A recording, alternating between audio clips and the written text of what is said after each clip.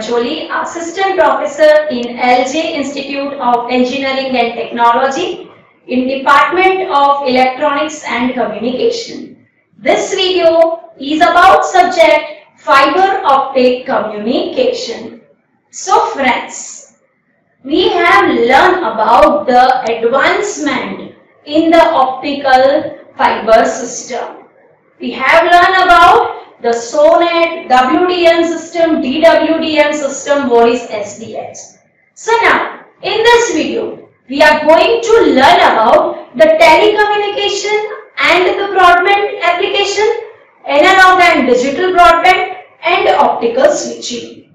So this is the thing, okay, that we are going to use in our daily life, okay. So now, what is it that we know? That what is a telecommunication and a broadband application using the optical fiber. So fiber optic communication which enables the telecommunication network to provide the high bandwidth, high speed data connection across the countries, okay, as well as the globe, okay. So we know that all the telecommunication network nowadays, they are connected using the optical fiber application. So the fiber optic communication that has revolutionized the telecommunication industry.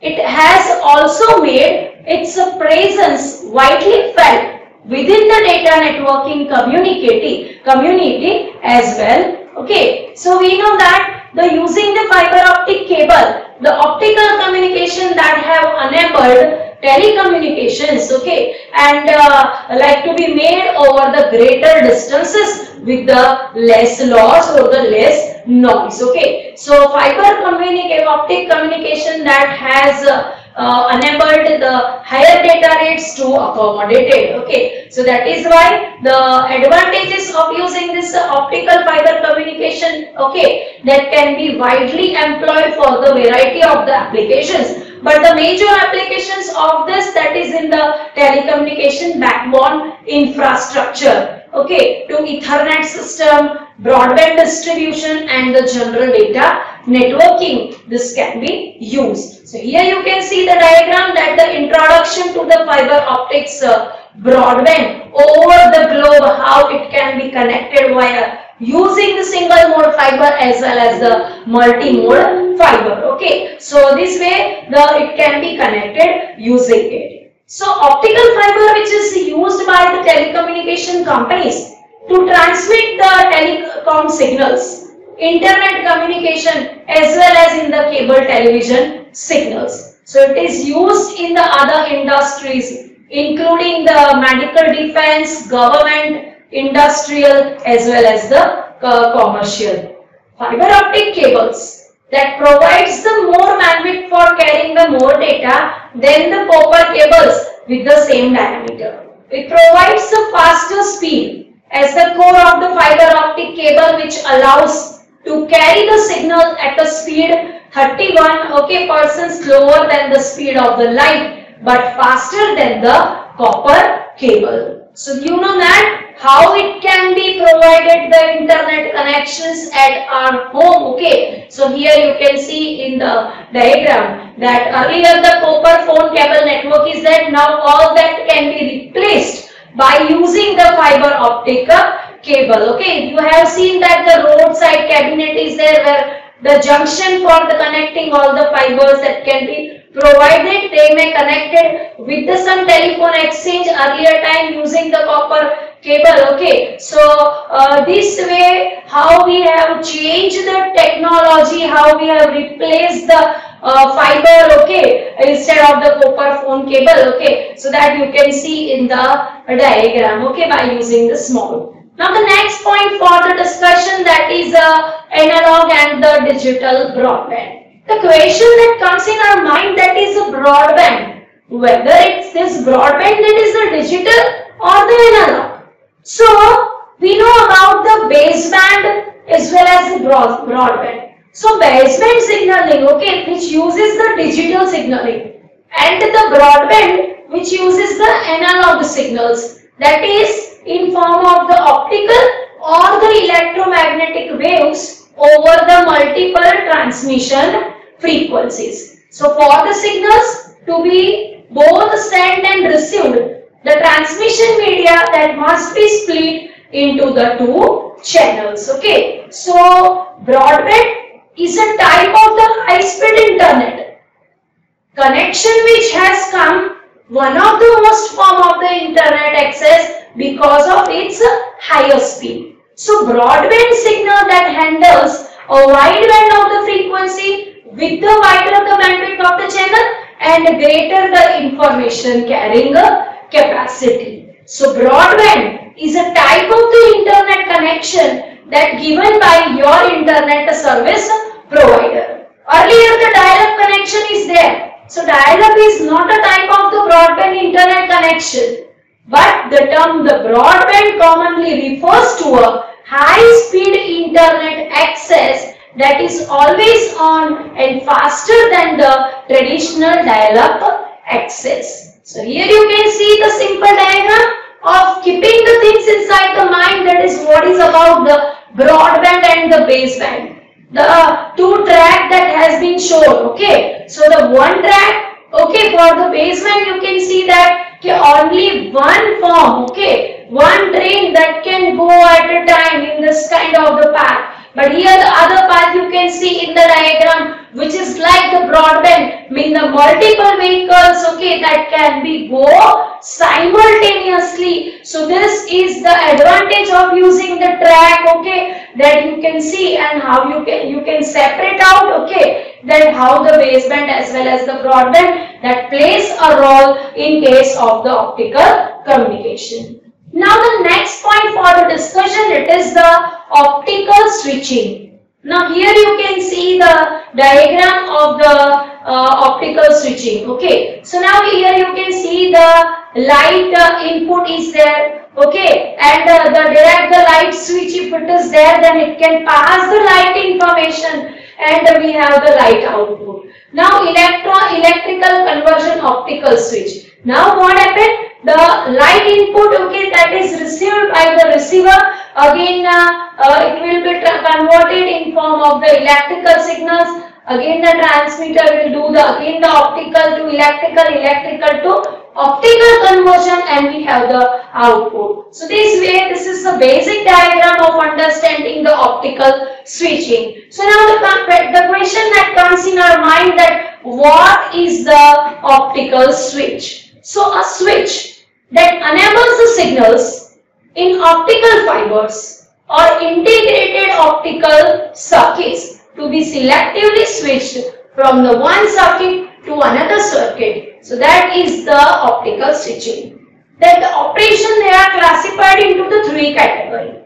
One is the mechanical operation, electro-optic effects, and the magneto-optic effects. These three are the operation. This is the actual optical switch, okay, that is of which kind. So here in the diagram you can see that this kind of the optical switches are there, okay. So there are the types of the optical switches based on the speed. So slow optical switches, such as those using the moving fibers, they may use for the alternate routing of the optical transmission path. For example, routing around a fault, okay.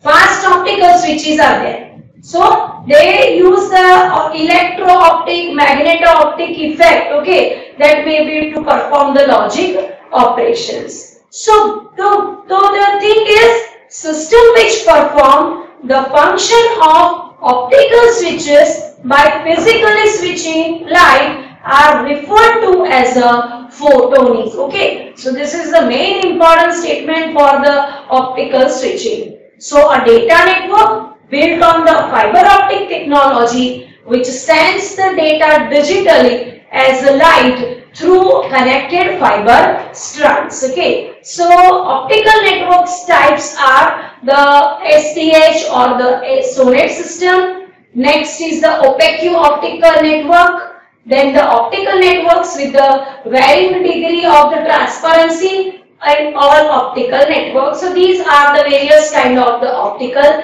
networks are there. Now the optical switching. So optical switching, that is classified into the three categories. They are optical socket switching, optical packet switching, and optical burst switching. Now what is the optical socket switching? Okay, so optical socket switching, that is a network which is configured to establish the circuit from an entry to an exit node by adjusting the optical cross connect circuit in a manner that the data signal that travel in an optical manner. So in the socket switching, the specific path which is established and the optical data that can be passed by using that specific data. Now if that specific path is free, then easily the data that can be traveled onto that the path. But if the path is not free, then we will found a delay in case of the optical circuit switching, because in that first of all the path is established and then the transmission that can be done. Okay, so when the OCS is based on the light path, it is known as the optical wavelength switching. Now here again another device, the switching node is there. So user 1, user 2, they are connected with the switching node. Then they can be transmitted, okay, to the another switching node, and the other two users will receive the information. Okay, so now if the path is not free, okay, the signal will found the delay in case of the optical circuit switching. Disadvantage. So data traffic, okay, it requires the time to set up and time to destroy. When the circuit is established, their sources will not be efficiently used due to the unpredictable nature of the network traffic. Next is the optical packet network. What is the optical packet network? Packet network means the whole data which is divided into the number of packets. So now in that the path is not established previously, but whenever the data packet, wherever they want to go, okay, in that the header, that is a defined destination address, source address, everything is defined, and packet has to travel from the particular source to the destination via any of the path. Okay, and at the destination, reassemble of all the packets that has been done, and we can collect the data. So in this, there is the system, the packet, okay, that will not found the delay, okay, or we can say the less delay, okay, that can be found. Okay, so the it must be all optical. It requires a packet header processing. Control is fully performed in the optical domain on a packet by packet basis. Increase the bandwidth compared to the optical circuit switching. Supports the bursty data traffic more efficiently than the OCS by means of the statistical multiplexing. Generally, the packet form which consists of the header, payload, additional guard band before and after the payload, so that the two packets that can be easily differentiated. So that is why here you can see the diagram of the optical packet switching. So there is a header, then the header is there, which header consists of the source label, destination label, what is the sequence number, okay, and error correcting, error detecting kind of the information that has to be also provided. Then the guard band is there, then there is a payload, okay, mean the whatever the data that has been there, and there is a guard band, so that the one packet, while the second packet will start, between the first packet and the second packet, there is a guard band that is provided. Now the last form of the switching, that is the optical burst switching, which introduces the compromises of the OCS and the OPS, that is the optical circuit switching and the optical packet switching. So optical burst switching, that is a packet based, and hence the more bandwidth efficient than the OCS. The technological requirement to implement the OPS are relaxed as compared to the OPS. So OPS network packets are assembled into the large data bus, okay, and this is about the various network.